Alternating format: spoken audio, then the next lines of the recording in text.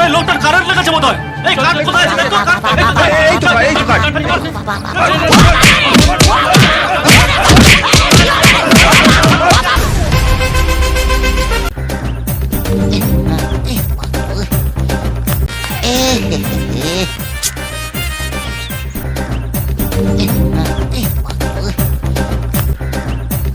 বাবা গোবর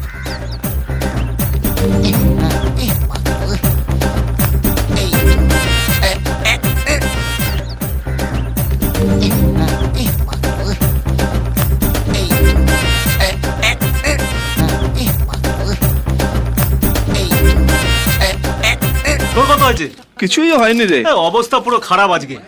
বাবা বাবা বাবা বাবা বাবা বাবা বাবা বাবা বাবা বাবা বাবা বাবা বাবা বাবা এই লোকটার কারেন্ট লেগেছে বোধহয়। এই কারেন্ট কোথায় আছে দেখো।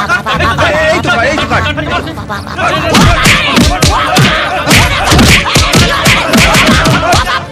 ও বাবা বাবা গো, ওরা কি আমায় মার্ডার করতে চেয়েছিল? আরে তবে আর বলছি কি, হ্যাঁ তোমাকে ভালো লোক দেখেই তো হসপিটালে নিয়ে এলাম। ও বাবা, ওই যে সোনালি, যতটা ভাবছো অতটা ভালো মেয়ে নয়। কি বলছো? ওর সাথে আরেকজনের জবরদস্ত সিন চলছে। আরেকজন মানে? আরে যে তোমাকে মার্ডার করার জন্য লোক পাঠিয়েছিল। লোক বড্ড খতরনাক লোক, শক্তি।